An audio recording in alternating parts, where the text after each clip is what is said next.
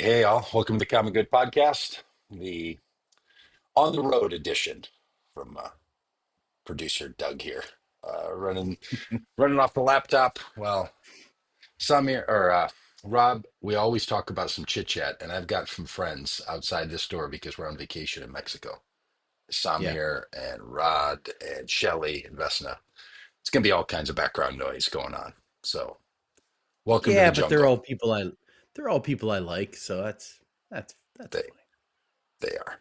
They are. Hey, I'm just going to make sure we are going. So, hey, Rob, how you feeling about this time of year there in Arkansas? You Yeah. enjoying It is your very fall fine days? yeah, it has gotten downright chilly the last couple Hmm. of days. It is now sweater weather, which is great. Um As you're very sporting. yes, very windy out today here in Arkansas. But the trees are looking beautiful and the fight with the possums continues. Oh, Yeah, possum update. I I did significant work on you know bordering up, put basically building a big beautiful wall that Mexico paid for around the soffit of my house, okay. and got one possum like is gone. The other Oh, one though remains. oh, And last night I did more work to I waited because I gotta wait till like 9:45, 10 o'clock at night for these possums to I like, understand. leave because they're nocturnal. Because and so the work I did last night was undone. And so I don't know if it was I was trying to block up this hole, and I don't know if the possum was inside and like freaked out and like got out, or if the possum this morning returned and like undid my work to get back in. But I Did don't know. you didn't like screw it shut or something? You just stuff a bunch of stuff in there? Was that the approach? Yeah, that was the approach. You Tools just have filled not been used quite yet. you just filled it up with things and thought they wouldn't. Yeah. Oh yeah. Okay. And this guy's like, oh no, no, no, no, no. No, we So we've been in a soffit before, fella. You might yeah. be this might be new to you. Yeah, yeah. So we, Uh, the fight goes on. Though I didn't, I and I've named them Perry and Phil, and it's Phil that I'm fighting with now. Perry, I hmm, saw in the morning outside on the trellis in the backyard, so I knew that it had not gotten back in. Um, but okay. Phil remains, you know, my opponent. I mean, you're going full Caddyshack here. Oh, You're gonna totally. be Yeah, you're gonna be. yeah, yeah. Have you started a separate Instagram feed or anything for this where people can follow the possum, get a night It cam? should. Do you have a night cam out there? Do you have a little No, ring camera or no. something? Mm-mm. That would get exciting for a lot of us, I'll tell you. Yeah, well, I often am sitting out there, enjoying a cigar, and I see them emerge. I take pictures and I film them, and I have, Just- I they have looked down on me from my own roof many times, and I have looked up at them and said And like, all of a "Hey, sudden they're man," like, that guy's stuffing tried to stuff in our reason. hole.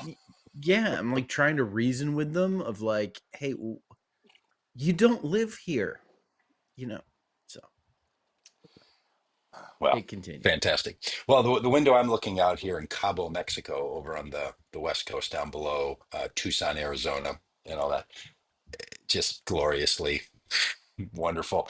By the way, that's why vacation blue hat rather than common good blue hat and puka shells Yeah. that Yeah. only go on when vacation in Mexico finds itself. So I will. Yeah. I'm glad to take the grief from people who make comments when they watch these things about the necklace and the puka shells, but it's a vacation thing. All right, Rob. Hey, let's So, get this out of Doug, the way quick. yeah, How you feeling about the end of the shutdown? Doug, as you know, I'm a longtime Cleveland Browns fan, Okay. Being a Cleveland Browns fan has, being born in Cleveland, Ohio, and growing up there, deeply embedded in my identity. I wish it wasn't so. I Okay. really do, but it's there. And as a Cleveland Browns fan over the years, I have witnessed the Cleveland Browns invent new ways to lose football games. I mean, so much so that Cleveland Browns losses are named. Like there is the drive, and you Oh, say the drive to a football fan, they know what game you're talking about. okay. If you say the fumble, they know what game you're talking about. Both Okay. Cleveland Browns losses. This past Sunday, the Cleveland Browns were playing the one-win New York Jets. Um, it was they were down and had stopped the Jets. The Jets had to punt. It was 4th and 4, so the Jets lined up to run some more clock off and try to get the Browns to jump off sides, because if they did, it would be a 5-yard penalty. They'd get a first down. They could win the game instead of punt. Everybody in the stadium knows what is happening. Yeah. They're not going to snap the ball. They're not going for it on 4th Right. down. This is purely a ploy to try to get the Browns to jump off sides. It is an exercise in futility. It's the kind of thing that happens week after week after week after week in the NFL, and it just is. It's just pro forma. There's no point, because like everybody knows what's happening. Okay. Guess what? Browns player jumped off sides. Of course they did. Of course they did. Of course they Doug, being a Cleveland Browns fan that has did. been a And what team that happened? has Okay, jumped offside, oh, but they then what lost the happened? game. And then they lost the game. Then they got a first down, and then Yeah. they Ran out the clock and the Browns lost the game. Um being a Cleveland Browns fan has taught me a lot about disappointment. It's taught me a lot about grasping defeat from the jaws of victory. It has taught me a lot about wasting momentum.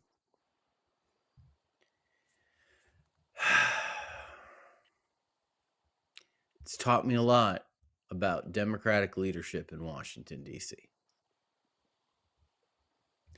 Democrats were coming off of really big and profound victories this last Tuesday, um, strongly sending a message that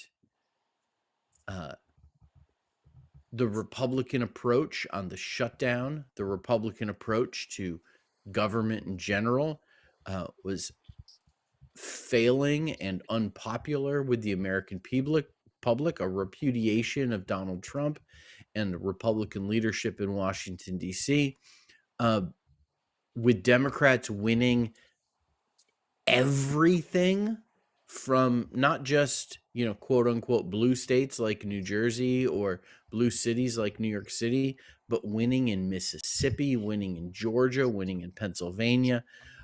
I mean, just racking up victories across the board, scoring points left and right.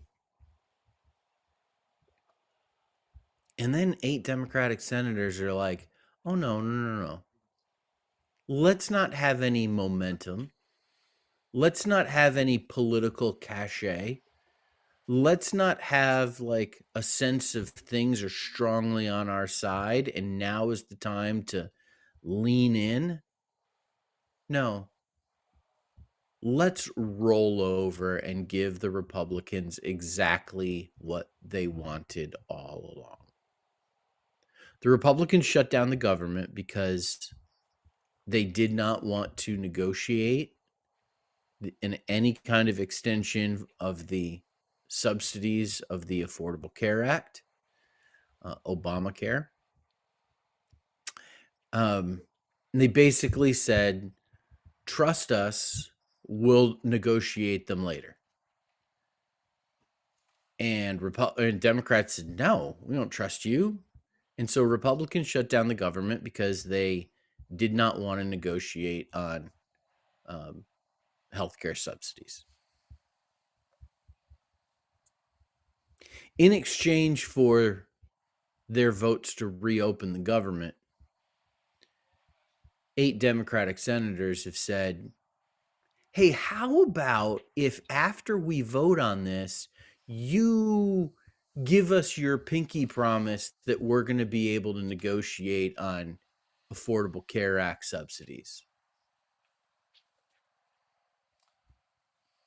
Doug, this is exactly what the Republicans wanted, exactly what they asked for. These 8 Democratic senators rolled over and got nothing in the process. Feckless. Okay, counterpoint. Democrats never had a leverage point. They never had a card to play. You know why? Because they don't control the House, they don't control the Senate, they don't control the presidency. Acting like Democrats had something to not roll over on, I don't understand the argument. I wish they had something that they could use as a bargaining chip. The problem is they didn't. Had they simply voted to approve that first spending bill when it was brought up, all the subsidies for Obamacare would have been gone. Now, at least there's a chance that after public attention, public outcry, public shame, public focus on this issue, Republicans are realizing in their own districts that people are furious about the subsidies going away. And they have said, we will look at it again. And if they don't, you know what Democrats can do? Shut down the government again. I don't know what else people think Democrats could have done. What were they ever going to get? Because as Alex puts in the chat, it's clear that the MAGA and Trump people do not care about any pain caused by the shutdown. And I don't know what I wish Democrats had something. Look, at the failure of Chuck Schumer is monumental. Why he didn't have an immediate alternative, that it was this or that.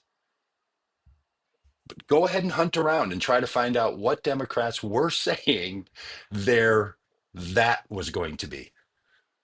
They didn't have one. So they went into a shutdown, which they should have, to raise awareness, to raise public shame, and to put pressure on Republicans to own the fact that they were cutting subsidies for SNAP, that they were cutting subsidies for healthcare. The American people focused on that for nearly a month of shutdown. That's, look, you could extend it by 6 weeks, 9 weeks, 12 weeks. And is there really any more pressure, any more? Were Republicans ever going to do anything other than say, okay, we will negotiate it? Now, are they liars? In my experience, yes. Will they renege on that? Possibly. But what did Democrats who hold that this was a big cave, what did they think they were going to get? Like, what would the alternative to not jumping offside on fourth down have been? They were down 37 points. They, there was no winning with 4 seconds left on the clock.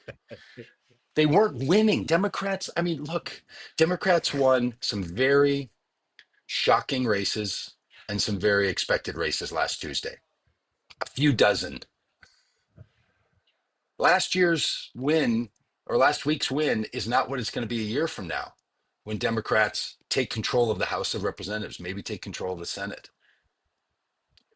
I don't know. It feels like, and I hear a lot of the Democrats that I follow, and certainly members of the House, Speaker Jeffries is saying this, like he wanted something else, but I have looked and listened. I don't hear him saying what he thought they would have gotten. Had they waited another 3 weeks, another 6 weeks, another 9 weeks, I don't know how long.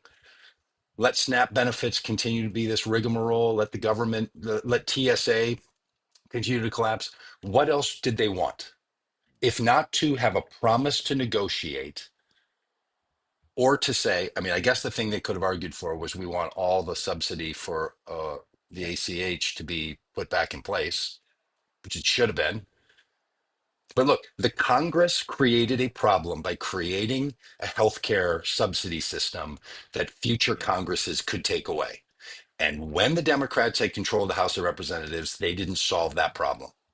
They kept the subsidies somehow inside of spending bills where this could happen. So I'm not sure what the shutdown could have accomplished. And I've tried looking it up. I've tried listening to people. Um, I, I guess in a you've been served this terrible situation. Was this ever the best they were going to get?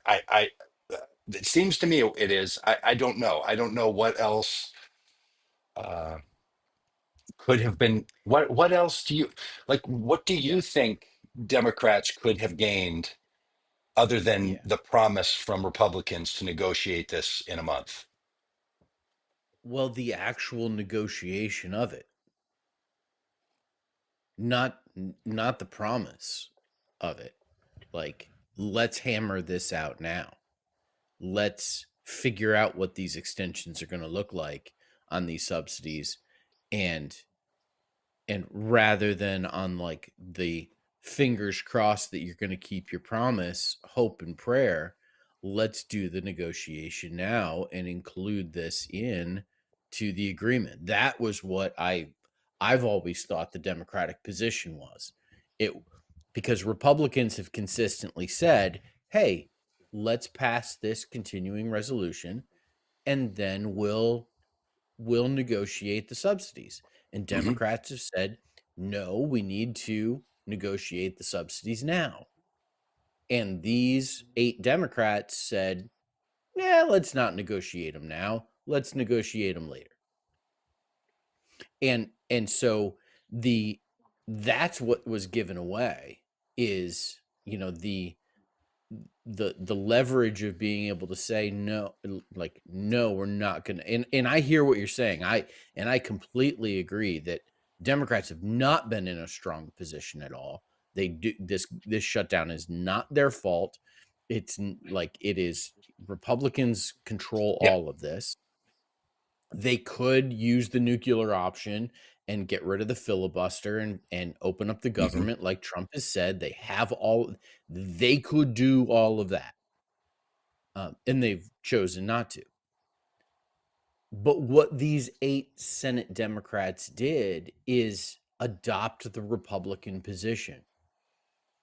And and coming after, like, less than a week after, Democrats like score these big electoral victories where, like, Trump is the next day is meeting with Senate Republicans, really pushing the nuclear option because he's seeing that the shutdown is bad for Republicans Right. and bad for, well, and he doesn't care about Republicans, Yeah. but bad for him. Like, they That's for him. just squandered all of that momentum that, like, that they had gained. The pressure was building not on Democrats. The pressure was building on Republicans. And these 8 Democrats hit the pressure release valve on their Republican colleagues and said, "Here, we're going to bail you out of this. I We'll don't know. I adopt your position." I think what happened was, look, I never heard that Republicans were saying, "Oh, we will negotiate the HCH subsidy." They were saying, "We're cutting the subsidy." Democrats got them to negotiate from zero subsidy to whatever the negotiated cut is going to be. I hear you, but I don't think that's the case. I think the Republican position has been, we'll negotiate this after the continuing Well, resolution gets passed. after the shutdown happened, So they passed a spending bill that removed the subsidies. Democrats could have voted for that. They didn't. They chose to shut the government down instead of voting for that. Then Republicans said, okay, then we'll start negotiating the subsidies. And I think what's happened is Republicans have heard back home that the American people don't want a full cut to these subsidies. I think what this looks like to your average person is Republicans shut the government down, Democrats opened it back up.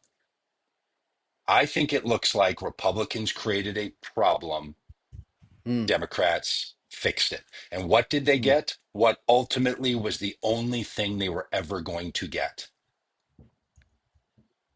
And look, Democrats are in a much better position now when Republicans are like, oh, we're in a losing position here.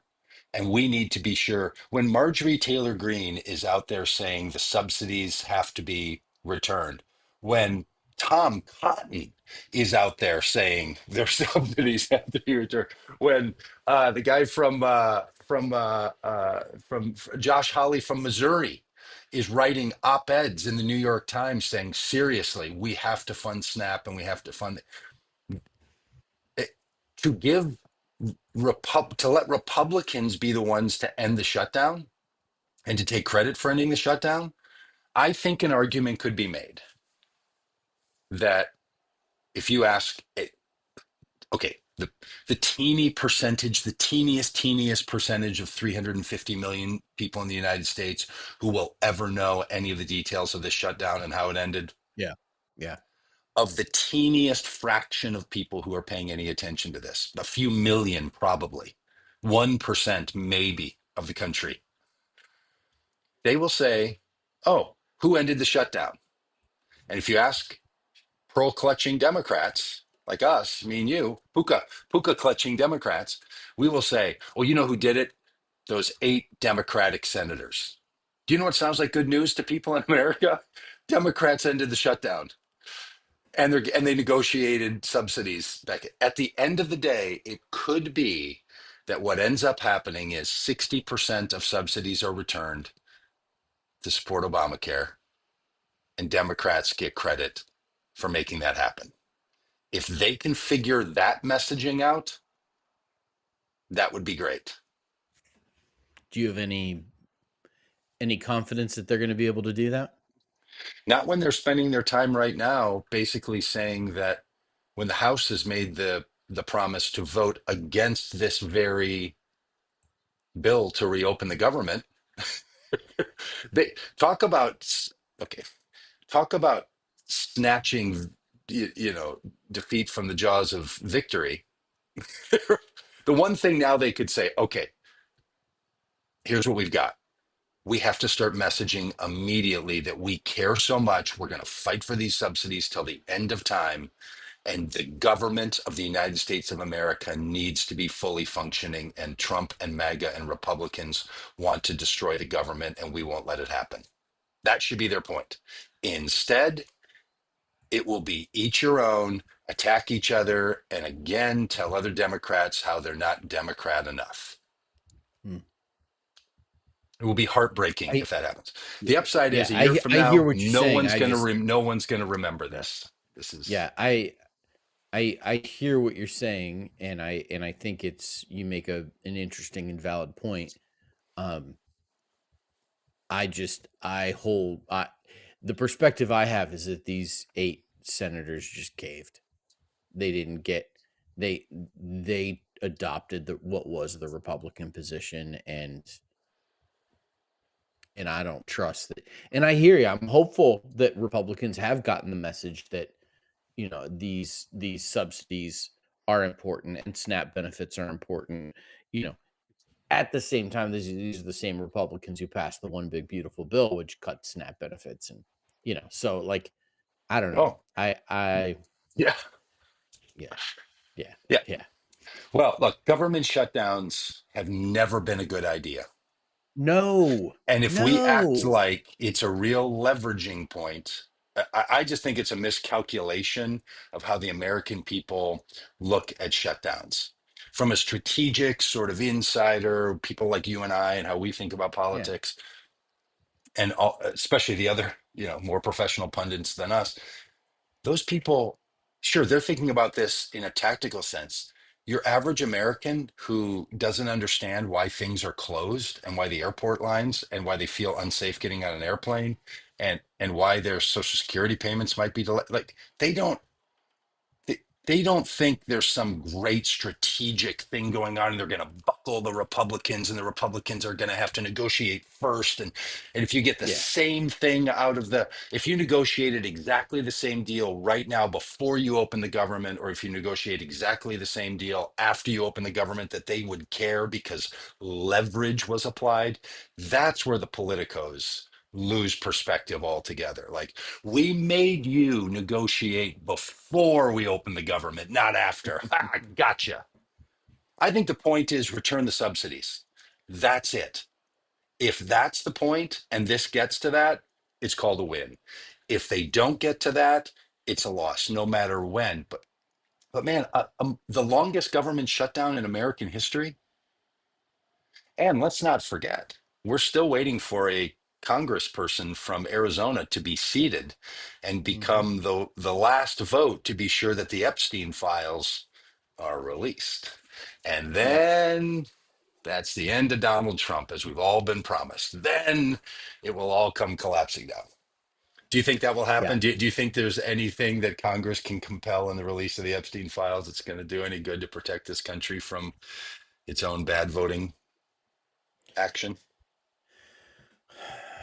Boy, I mean, Doug, you and I have spent 8 years waiting for the thing that's going to bring down Donald Trump. It was, coming down the escalator and Mhm. calling immigrants rapists and murderers. Later, it was the Access Hollywood tapes. And we could go through a whole It was litany of Stormy things. Daniels. It was Stormy Daniels. Ukraine. It was Yeah. impeachment.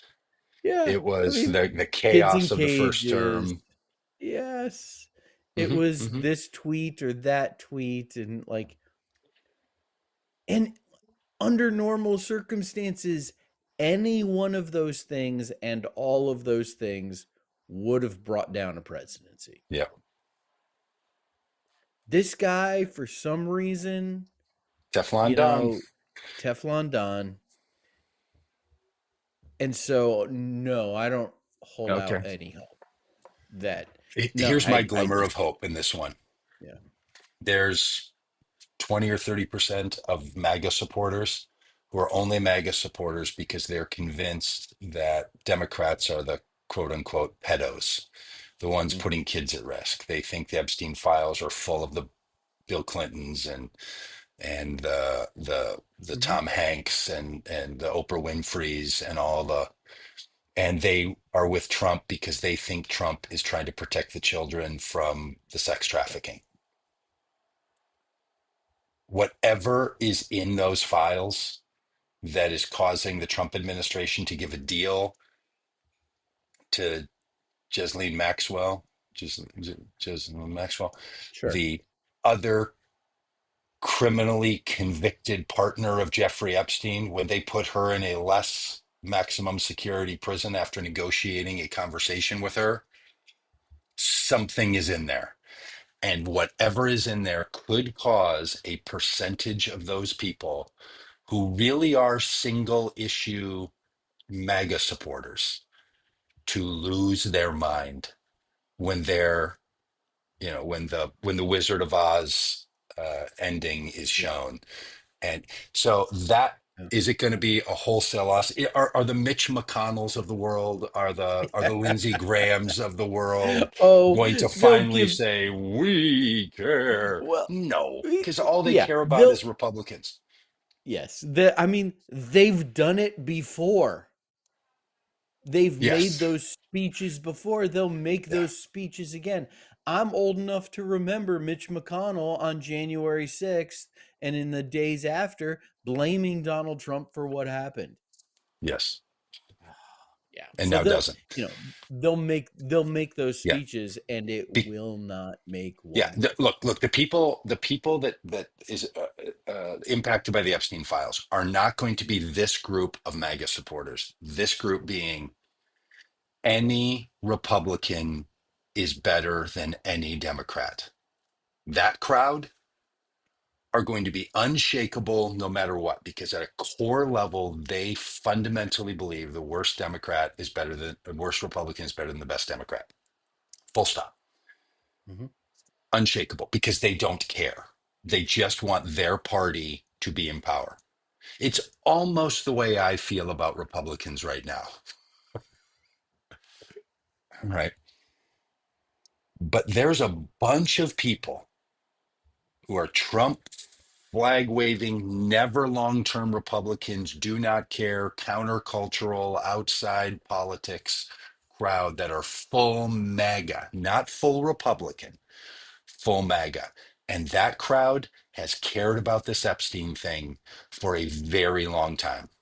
And I think Marjorie Taylor Greene's move away from Trump could be fueled by a lot of things. I also think she's like, oh, when this shit comes down, I'm not standing next to that guy.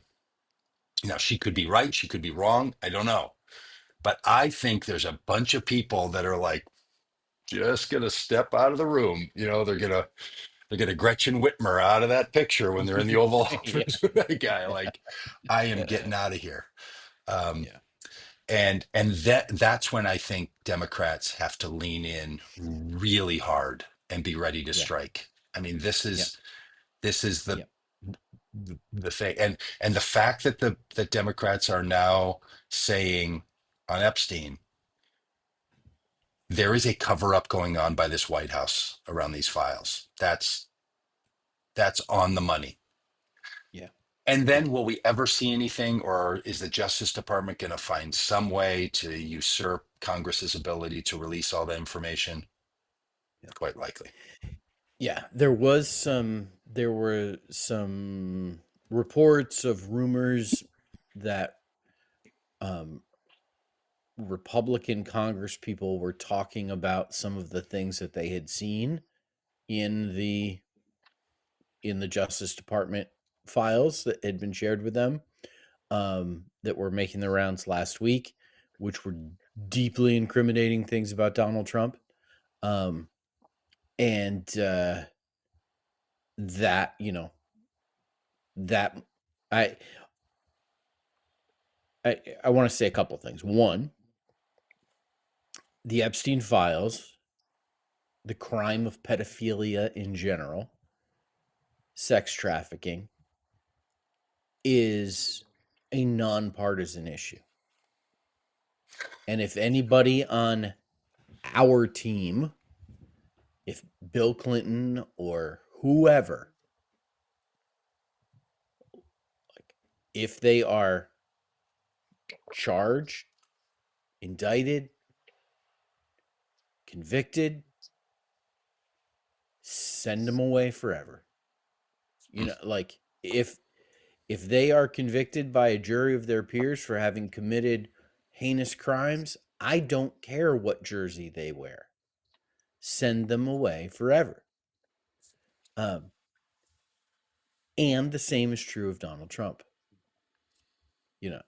Like, so you say that, like, this is not a partisan issue to Hmm. me. Yep, that's right.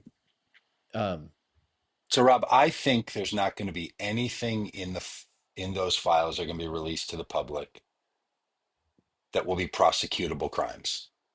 yeah, I don't think that's the issue.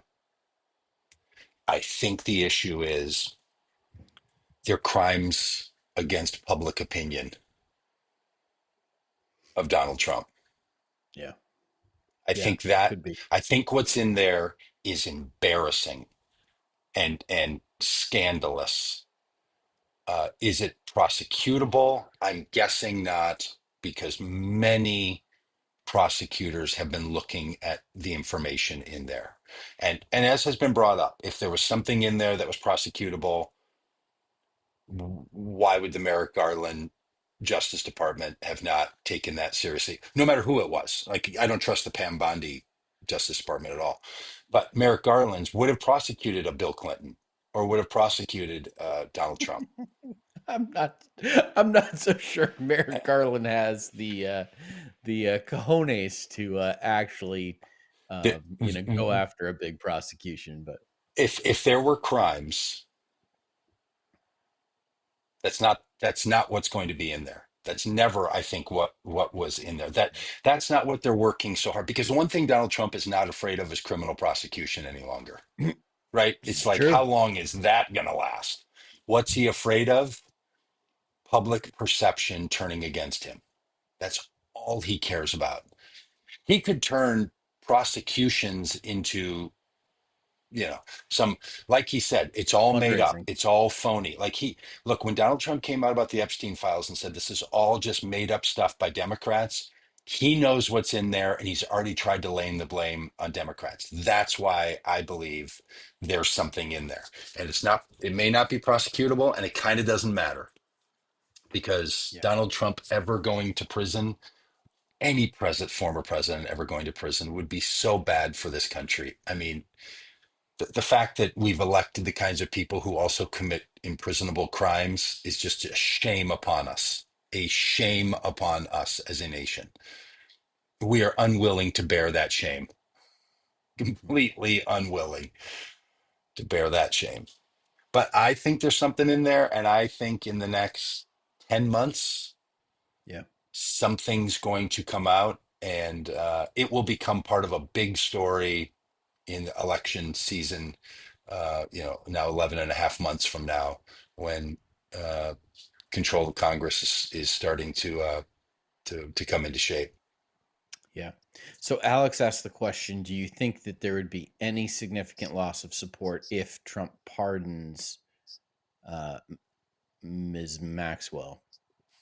Um, This Lane can't say her name. Can't figure out how to I don't know. pronounce that name. I I don't don't know. know how to I pronounce don't it. know. I don't know what her I think name it's is. I don't know how to Ghislaine. pronounce Yes, I think she's. I think Alex did spell it right. I still don't know how to say it.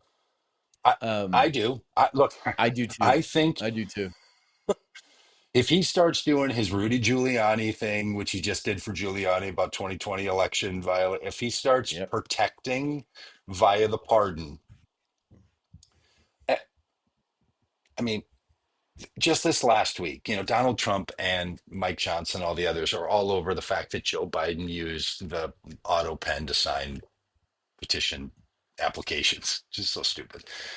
And they're making a big deal about it. He doesn't know who he's even pardoning. Other people are pardoning him. And then on 60 Minutes, Trump is asked why he pardoned a cryptocurrency criminal. And he's like, I don't even know who that is.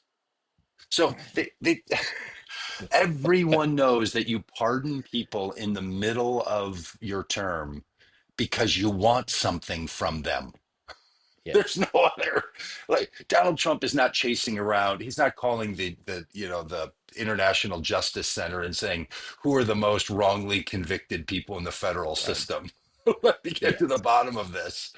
It is people he literally doesn't know, but who might own a cryptocurrency exchange business that he can make a bunch of money off of. So Yes. if he Totally. pardons Ghislaine Maxwell, people are going to be like, Ghislaine. Ghislaine? Ghislaine, I don't.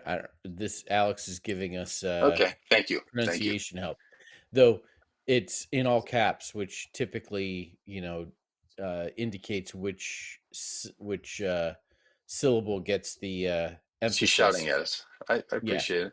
Oh, So they it's all do. Ghislaine. Ghislaine. Well, you Yeah. know more about all caps protocol than I do. I thought it was just shouting. You're saying it would be the pronunciation. Yeah. Oh, that's It's interesting. That would be yeah, yeah, helpful. yeah. When in pronunciation, the all caps is the emphasis is Shout. on that syllable. Uh-huh. Oh, well, okay. Well, Yeah, Ghislaine, Ghislaine you didn't Maxwell. have Greek class, and I mean, hey, this is There's no my capitals in Greek, is there? shout out to Ben McGrew, my Greek professor, who used to, as he would teach us about emphasis, he would say carpet, carpet, carpet, carpet, um, carpet, and And yeah, Well, I say hot tub. Is that Ghislaine. Ghislaine Maxwell? Um, that is a fun look. I find nothing fun about this person at all. But her parents' choice for that spelling of that name, that's it's creative. Ghislane, and let's go with Ghislaine. Yeah, yeah.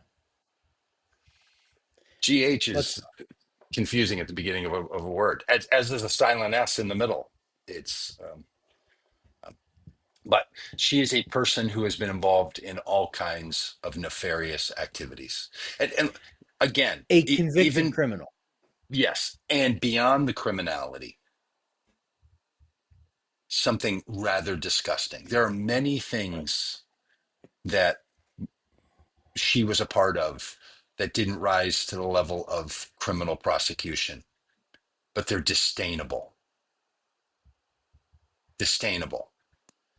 and Donald Trump is in the middle of it.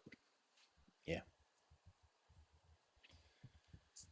And somehow he wants it covered up because or otherwise he would just own it and walk off and be done.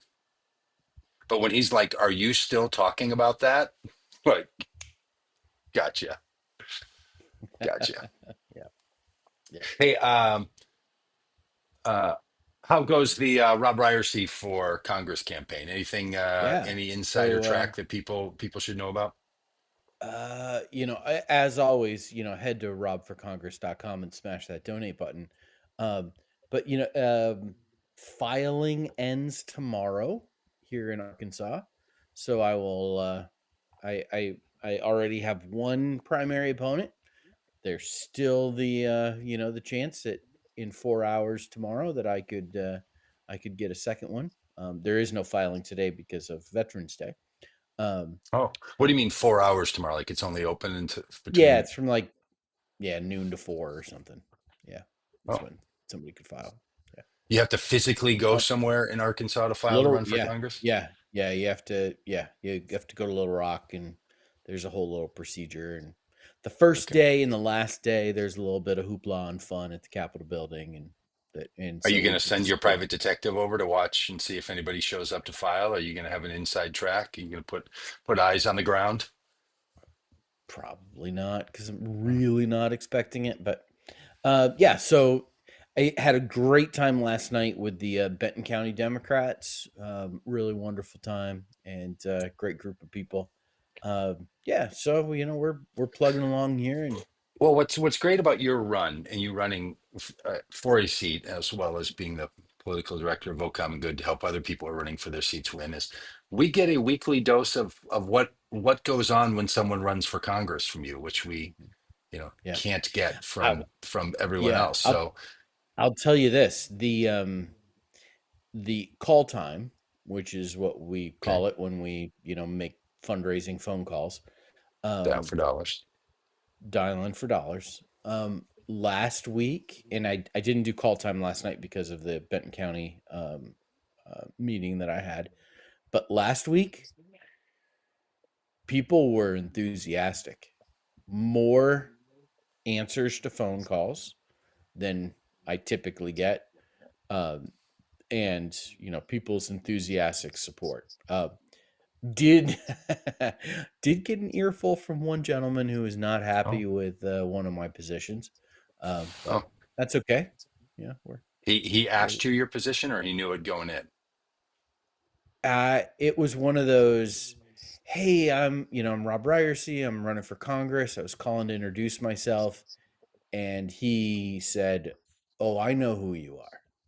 Oh, And oh yeah, he was yeah, and he's like he was unhappy with the position I took and a fundraising email that I had sent out, and oh.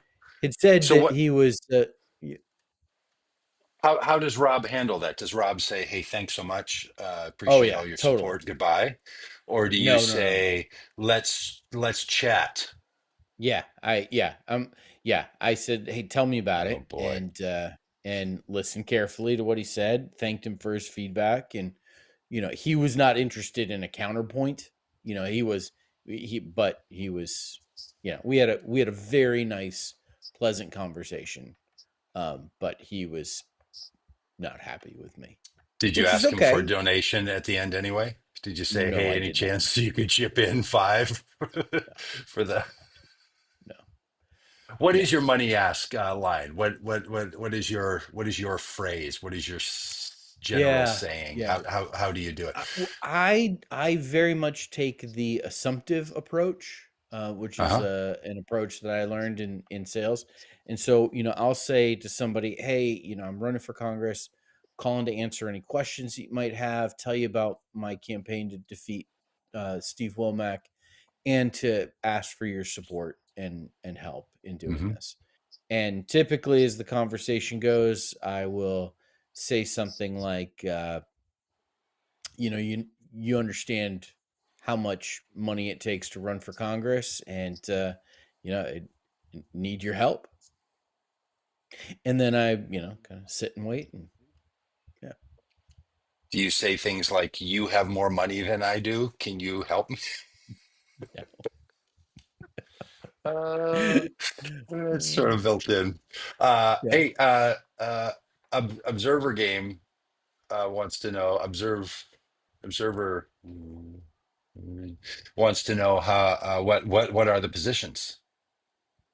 The positions that upset Yeah, this gentleman. yeah. What was it? What was it about? And it was, I mean, it was good feedback. So on October 7th, I had sent out an email Okay. about calling evil the Hamas attack on um, Israeli folks, and also calling out the evil of the response of the Israeli government, um, Okay. and that led to a genocide and humanitarian crisis in Gaza. Um, and also calling out my opponent Steve Womack's um, support to the tune of $140,000 from APAC, which is an Hmm. organization that is supportive of the state of Israel. Um, and so he was he what he expressed was that he was most concerned and offended by the idea that I would fundraise off of a terrorist attack, and that and like and that was fair feedback. That was fair feedback. Um and So he he didn't he asked me. disagree with your position per se, disagreed with using that position in a fundraising email. Sure. No? Okay. I don't know if he disagreed with my position or not. I tend to think he did. He also indicated he used to be an employee of APAC, which I think probably might have colored things a bit for him. Hmm. So, anyways, so it was a fun conversation. But I think what's instructive for people is that when you're someone running for Congress and your win number is what in your district, meaning for people who don't know, the number that you've already ballparked, you're going to I need don't have this I number of don't have it voters to I vote don't for have you. it memorized. I don't have it But memorized. roundabout, what are we talking? Uh 5,000 votes? 50,000 votes? 700,000 votes? I don't know. Give me a Million second. votes? Let me get to the win number spreadsheet that I have. Okay. So whatever the So number is, but anyway, it'll be, yes, what are we talking? it's going to be in like the 80,000 range, I 80,000. think. Yeah. So Rob's going to need 80 to 100,000 people to say, I put my vote behind you. There are 80,000 different people that have different priorities that no candidate Mhm. can possibly match. I mean, I don't know, take five issues times 80,000 people and Oh, it's not 80,000. It's 112,084. 112,000. So 100,000 people, 5 positions, 500,000 different positions, and some people disagree with each other. How does someone possibly feel they can match everyone? You Yeah, can't. That's not you the can't. point of electoral Yes. representative politics. So for all of us who feel like that candidate doesn't say it the way I want, that just recognize, which is this is very obvious, but sometimes it doesn't feel obvious to people. You can't. You can't. How would you? Yes, How you would you? can't. Would anyone? And would you want them? Would you want them to?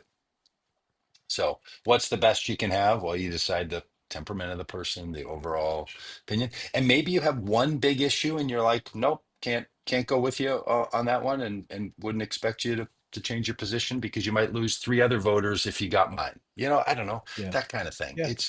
It's a terribly difficult situation, Yeah.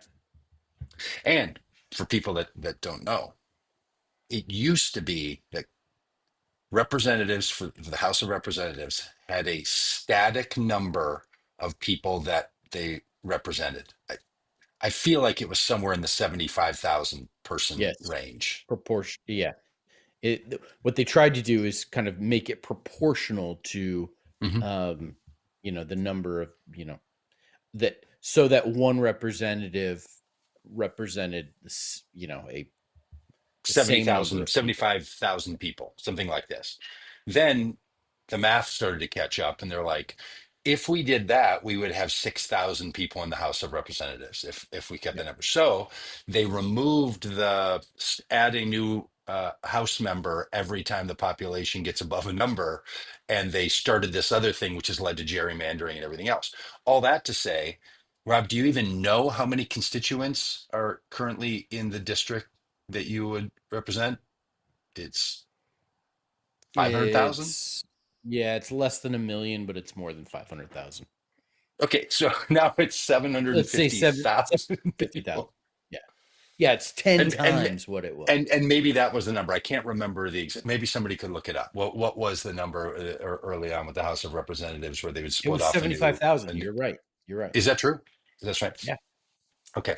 So now in a small district, which you have compared to some other districts, it's 10 times that many.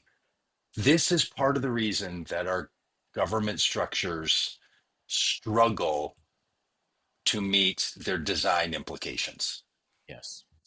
It's like you have a carton with 12 slots for eggs, and now you're carrying 77 eggs in a carton, That's and you're right. sticking them in your pocket, and you got your hands, and you're trying to get someone to help you. And it's very difficult. It's Yeah. very difficult. So when you meet these candidates who are like Rob or anyone else who are now running against an incumbent who has all the power of incumbency, it's very hard for these folks to think, how do I navigate out of the 700,000 people I'm going to represent, the subset of those who are going to vote anyway, and then split that number of people who are going to vote, some for my opponent and some for me. And I have to get more than my opponent to win so I can represent all these people. And what positions do I hold to represent all these people? It's very difficult. It's very, and this is why some people make the argument that the size of our country is ungovernable with the structure that we have. So if we're now in a situation where the structure is malfitting for the circumstance, it can only be so good, right? The structure can only do so much, and we are at the edge of that in our society. And then you add on to that every state has 2 senators, and Wyoming, those 2 senators represent 400,000 people, and in New York they represent 52 million or whatever it is. Yeah. It's just crazy. Like, how does that work when Well, a senator and in then you've got Idaho and citizens. Wyoming and Montana can kind of meet everybody over the course of a 30-year Senate career? Yeah. Yeah. And then you've got citizens in Washington D.C. and Puerto Rico and other places that have no representation at all. Yeah. Yeah. Even worse, their representatives that they have assigned to them have no power. None. There is someone, but when it comes Yeah. time for the big votes or for doing any of the things, they're like, yeah, just the brother-in-law here. I sit out the family discussion. Like, I'll be in the kitchen. Uh, yeah, really bad. The number of people that literally are not represented at the federal level. So Yeah. our system is complicated. Let's figure out the best we can. And right now, the best is to get common good candidates, and that means making sure that MAGA uh, politicians and MAGA uh, political leaders have less power than they currently have, which That's right. I would have thought 10 years ago was a given. In 2015, I would have thought Hmm. even if Trump wins by 2026, This thing not will be eradicated. You know. not they Yeah. are But ascending.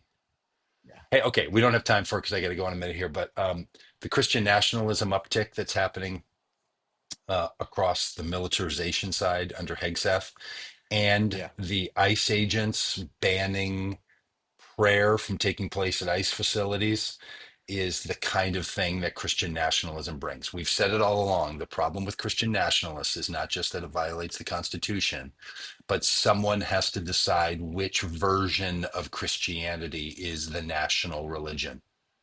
And when you ban some Christians from voting and you uh, propagate other Christian votes or Christian prayers, then you are not a Christian nationalist country. Even you are a sectarian nation, Yep. and that's what religious nationalism always leads to, and it is unmanageable and Yeah. has to be eradicated. And Edward's saying run a candidate in every race. I agree. All right. Anything else, Rob? Anything else? People in the chat? Oh, here, Doug. Here's let me just read beginning of a news report here. No. A provision of the government funding bill that passed the Senate on Monday could give Republican senators a big payday over the government allegedly spying on them. The legislation, expected to become law this week and end the longest government shutdown in U.S. history, looks like it would allow aggrieved senators to sue the government for at least $500,000 in statutory damages. The FBI sought phone records from 8 Republican senators in 2023 as a part of its investigation into Donald Trump's effort to subvert the certification of the 2020 loss to Joe Biden, according to documents obtained by Senator Chuck Grassley, who said the government spied on lawmakers. And it goes on.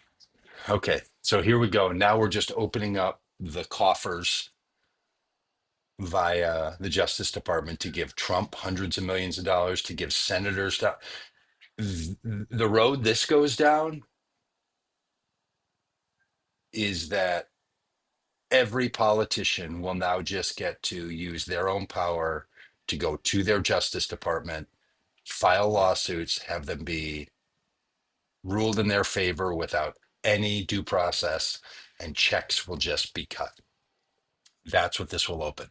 And there's a Yeah. percentage of Republicans, the the libertarians, who should be furious Yeah. about this. So Rand Paul, now is your moment. Oh, I don't hear Yeah. Rand Paul complaining yet. I don't hear Rand Paul not voting for. Yeah, I yeah. don't I don't think he voted for the spending bill. I honestly, I think Rand Paul voted against it. Okay. Yeah. Do you think Yeah. it was on this? No. I think Okay. no. I think it's that. I think it's that. You know what else is taking a big cut? The THC edible businesses in Yeah. Minnesota. I just read this morning Yeah. Yeah. because there was Yeah. a loophole in the farm bill that allowed. I mean, the Yep. level at which Hemp. THC Hmm. drinks in the town that I live in the state I live in Minnesota, is through the roof. It's everywhere, and that Hmm. spigot's about to get shut off. Yeah. And uh, that could cause some senators to not vote for the bill. Yeah. But we're in a place with only two Yeah. two Democratic senators, so they're already not going to vote for the bill. Sure. All right. Is that All it? right. We That's good? it. Okay. Yeah, Thanks, we're not going to everybody. go another 12 minutes and 40 seconds. And Ola from Mexico. Which, by the way, if you're an American citizen, you decide to come to Mexico, you can literally just walk in. Yeah. It's like there's not even Hmm. borders. Hmm. Yeah.